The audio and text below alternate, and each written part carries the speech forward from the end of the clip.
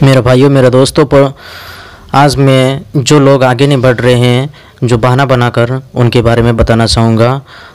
वो कहते हैं कि बुद्धिमान इंसानों से या उनके बारे में कि वो लोग कैसे आगे बढ़ रहे हैं, उनके पास क्या बहाना होता है।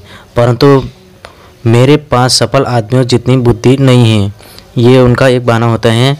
उसके बारे में बताना चाहूँगा। बुद्धि का बहाना साइंटिस्ट या मेरे पास उतनी बुद्धि नहीं है, बहुत लोकप्रिय बहाना है। वास्तव में यह इतना आम है कि यह हमारे आसपास के तकरीबन 95% लोगों में किसी न किसी रूप में मौजूद रहता है। बहाना साइंटिस्ट के बाकी रूपों में तो आदमी बढ़ चढ़कर बातें करता है, परंतु इस किस्म के बहाना साइंटिस्ट यानी बुद्धि के बहाना साइंटिस्ट में आदमी चुपचाप दुखी होता रहता है। ज़्यादातर लोग दूसरों के सामने यह मानने को तैयार नहीं होते कि उनमें पर्याप्त बुद्धि या समझ नहीं है, परंतु वे अंदर से यह बात महसूस करते हैं। जब बुद्धि की बात आती है तो हम में से ज़्यादातर लोग दो तरह की मूलभूत गलतियाँ करते हैं। पहला, हम अपनी बुद्धि को कम आंकते हैं, और दूसरा, हम दूसरे आदमी की बुद्धि को ज़्यादा आंकते हैं।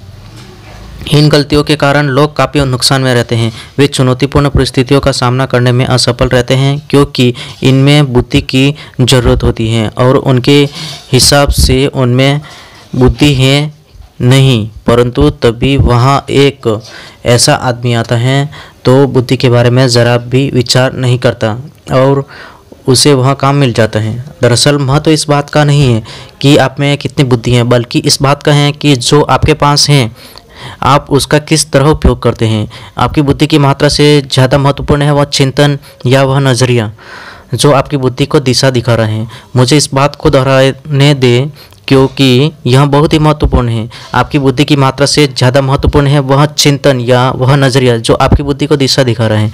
देश के मशहूर डॉक्टर एडवर्ड टेलर ने एक बार किसी ने यह सवाल पूछा, क्या कोई भी बच्चा वैज्ञानिक बन सकता है?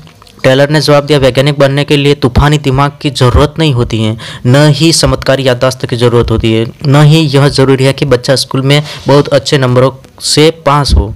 वैज्ञानिक बनने के लिए केवल यह ज़रूरी है कि बच्चे की विज्ञान में काफ़ी रुचि हो।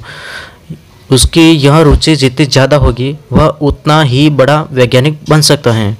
तो रुचि या उत्साह विज्ञान में भी महत्वपूर्ण होते हैं। अगर 100 IQ वाले किसी आदमी का रवैया सकारात्मक, आशावादी और सहयोगात्मक है तो वह उस आदमी से ज़्यादा पैसा, सफलता और सम्मान हासिल करेगा जिसका IQ तो 120 है परंतु उसका रवैया नकारात्मक, निराशावादी और असहयोगात्मक है।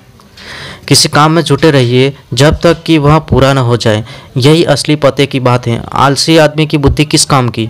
अक्सर जुटे रहने वाला आदमी उस बुद्धिमान और प्रतिभाशाली आदमी से ज़्यादा सफल होता है जो कोई काम पूरा नहीं करता है। जुटे रहने की क्षमता ही योग्यता का 95% हिस्सा है। अपने इस भाई का हौसला और बढ़ाने के लिए और मनोरंजक और ज्ञानवर्धक बातों को अपने चैनल पर लाने के लिए एक लाइक और एक सब्सक्राइब जरूर ठोक देना। जय हिंद, जय भारत।